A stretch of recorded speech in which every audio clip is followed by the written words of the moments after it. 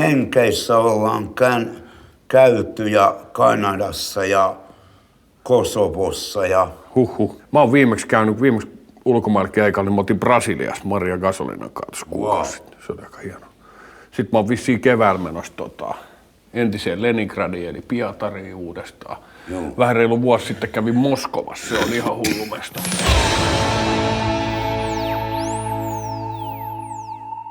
Tämä on isäntänä Kari Aalto ohjelma ja vieraana tänään poliittinen räppäri Wellways. What up? Kiitos kutsusta, on mukava olla täällä. Kyllä. Kops. Kun sä oot tommonen räppäri, niin onko sulla paljon naisia? No niin kuin tiedät, niin senhän takia niitä punk-bändejäkin perustetaan, että sais tytöltä huomiota. On kai sillä jonkunlainen vaikutus ollut, että mulla on siis nykyään mulla on todella paljon mimmejä. Mä just teille hoisin omaa tytärtä ja sen 3 serkkutyttöä. Eli meillä oli talo täynnä giltsejä, että sitä voisi sanoa, että girls I got.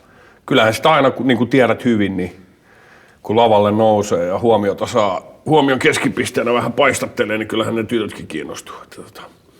Ihan oikeasti silloin varmaan syynsä, että aika monet tyypit perustaa bändejä ja rupeaa räppää sen takia, että kävisi vähän paremmin flaksia. Okei. Mulla on ollut ihan hyvä tuuri. Mites sulla?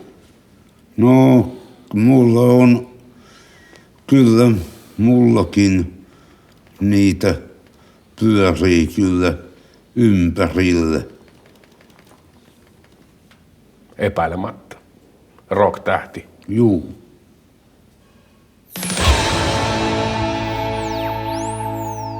Mä en halua syrjäytyä, niin miten syrjäytymistä voi estää? No tekemällä tällaisia mielekkäitä asioita, mitä sä teet. Yrittää hakeutua sellaisten asioiden pariin, mitkä oikeasti kiinnostaa. Ja soittaa punkkiin, rääkyä punkkibändissä ja tehdä tällaista ohjelmaa, mikä sen parempaa. Että kaikilla ei tietysti ole mahdollisuutta siihen, mutta se on hyvä kysymys. Joskus tämä maailma näyttää aika julmalta ja rajulta paikalta ja ei tunnu kauhean helpolta tämä jokapäiväinen elämä. Mäkin olen erilaisia vaiheita käynyt omassa elämässä läpi, mutta täytyy vaan yrittää pysytellä hyvän puolella, valon puolella. Kyllä. Olisiko sulla joku hyvä tarina tähän väliin kertoa jostain keikkareissusta? Siihen voisi liittyä myös naiset ja viina. Onhan noita, kato, hyviä storeja. Kaikenlaista on tullut nähtyä kyllä keikkareissuilla ja bäkkäreillä.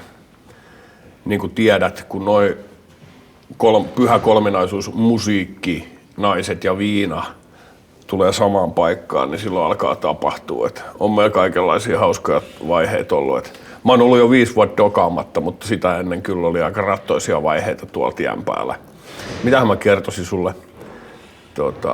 No aika legendaarinen oli, kun kerran yksi nimeltä mainitsematon räppärikollega vähän väsyneenä, ehkä hieman juovuksissakin, niin sammui keikan jälkeen. Oltiin ulkona nuotiolla ja sitten se sammui siihen nuotion lämpöön. Niin ensin me irrotettiin sen, me oltiin tehty grillattu, niin ensin me irrotettiin sen kengät ja päällystettiin sen kengät foliolla ja kelattiin, että kun se herää aamulla, niin sitten se hämmästyi, että mitä helvettiä, mulla on foliokengät jalas.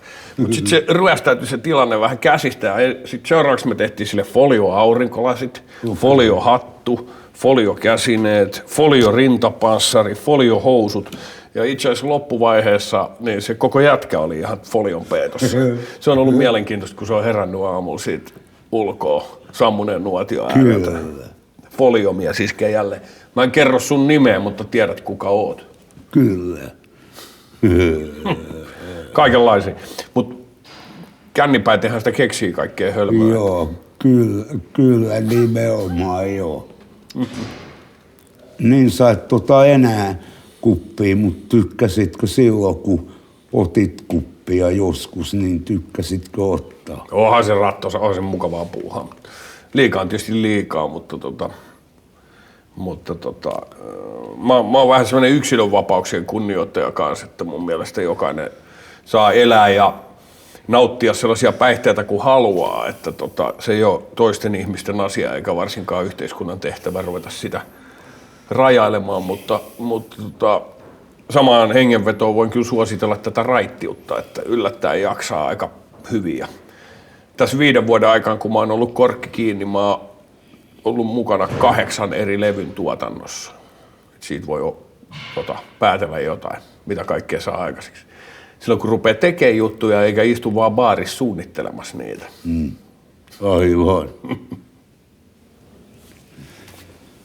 Onhan sitä kaljaa kiva välillä juoda. Onhan sitä joo. Mut Jaffakin maistuu aika hyvät, niin tiedät Kari. Kyllä. Ei jatkuvasti.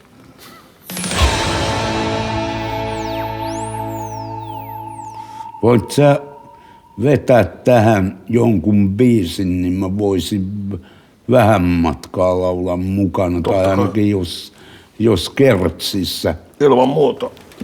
Olisiko se elokuu hyvä tähän väliin? Ois. Sä diggaat siitä. Joo.